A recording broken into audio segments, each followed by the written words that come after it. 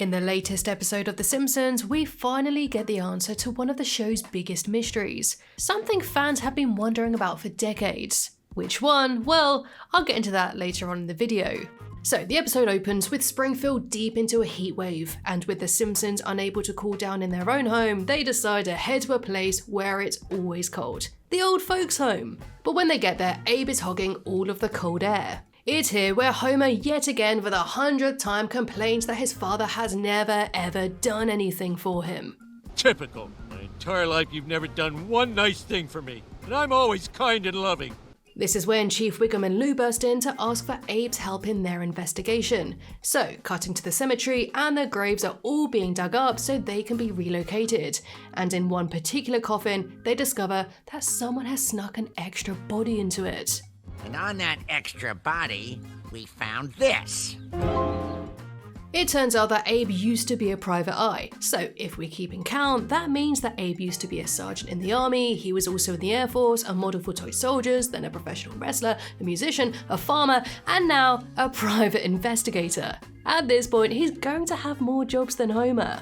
Abe goes into his old detective agency that he started with a partner called Billy O'Donnell, and one day a dame named Agnes walks in with a case for them. She thinks that her boyfriend Mr. Burns is cheating on her, and she needs their help. And just when it looks like that Abe and Agnes were going to get it on themselves, a young Homer comes in and interrupts them. Side note, we get this line from Abe which reveals that this episode was set in the 80s. You look great in short shorts. You mean the shorts that everybody wears now in the 80s? Which is very weird considering that Homer and Marge had their prom in 1974. But the Simpsons sliding timeline is nothing new. They've been doing it for decades now. Although personally, I just wish they wouldn't really call attention to the specific year. You don't have to call attention to it, so why do it? Anyway, O'Donnell goes with Agnes to solve her case and never really returned. He just kinda disappeared. Never came back. What did you do? Got new business cards. Abe, Simpson, and nobody. But Wiggum isn't satisfied and warns Abe that he'll be keeping an eye on him, and true to his word, he sets up a stakeout, and it's here during surveillance that Lou says this. There's something rotten in the state of Denmark. Is that the state we're in? Denmark? Huh?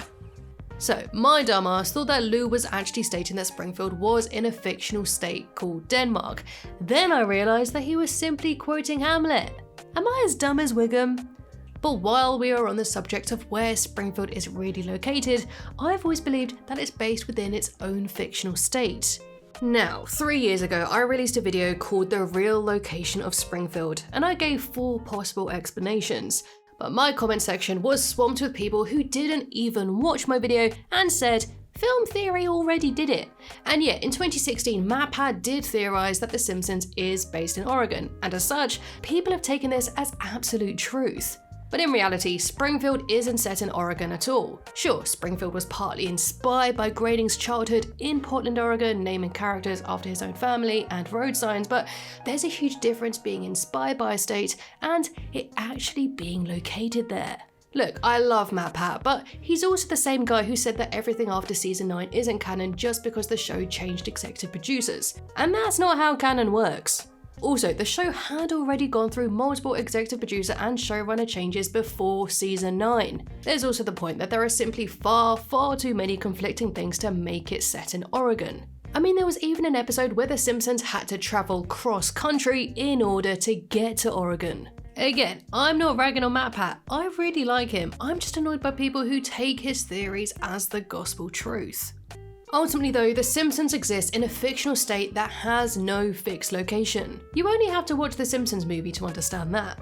You can see the 4 states that border Springfield: Ohio, Nevada, Maine, and Kentucky. So yes, while Portland, Oregon was the inspiration behind Springfield, it's not technically set there.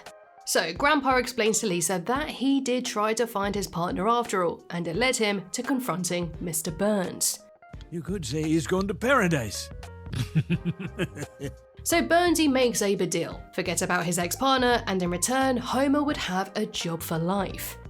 I will give that poor pathetic knuckle-brain a job and never fire him no matter how often and how badly he messes up. And seeing as his son is absolutely hopeless, Abe agrees. So flash forward to the present day and Homer is so happy and so grateful that his dad made this deal for him. All those times I screwed up and should have been fired but wasn't? That was thanks to you? So if you're a bit like me and ever wondered how the hell has Homer never managed to get fired for all of his many blunders, then, well, this is the reason why. This also explains how Homer could constantly quit his job only to be welcomed back to the nuclear power plant with open arms. Time and time again. But then again, this doesn't make complete sense, seeing as Homer went to Mr. Burns and demanded a job. Also, in Homer's Odyssey, he was fired from the power plant when he messed up. Ultimately though, it's just a joke. One that's not meant to be thought about too seriously. Even still, it's nice to have an explanation, even if it is 3 decades late. But getting back to the episode, and Abe finally demands the answers from Mr. Burns, who reveals that he already told him the truth. You see, Mr. Burns paid off his ex-partner to go away, and O'Donnell used the money to live on a tropical island. In fact, he's still alive today. We then get this reveal that Agnes lied to Abe all along. I wanted you to think Burns killed your partner, so you would kill Burns. Also, I snuck my name into your will so I get rich when you died. And just when Agnes is about to kill Mr. Burns, Abe stops her and they kiss. And to close out the episode, Homer thanks his father by taking him out for an ice cream. All for you, Dad. I'm done. Oh! We then cut to this post-credit scene where Wiggum explains the mystery of the second body in the coffin. The second corpse was actually Springfield's beloved business card printer, Harold Baumgartner. And this reason isn't remotely funny and ended up coming across as a lazy way to reveal that Abe used to be a private eye. But saying that, this tiny scene with Ralph right at the very end did at least get a small chuckle out of me. Do I shoot toward the talking? I think I'm just gonna run home now. While this episode did have some answers to some questions, I ultimately found it pretty boring. The big issue was that it just wasn't funny, and apart from that Ralph scene, I didn't laugh once. And really, there was quite a few scenes where me and James would turn to each other and just ask, what the hell was that? Now, I think you can get a range of types of Simpsons episodes, the ones which are joke after joke hilarious, and the ones which have higher concepts which aren't particularly funny, but are still written for a purpose with a strong or interesting message. And you could also get a mix of the two of them with a heartwarming message by the end of it, but this one didn't fall under any of those 3 categories.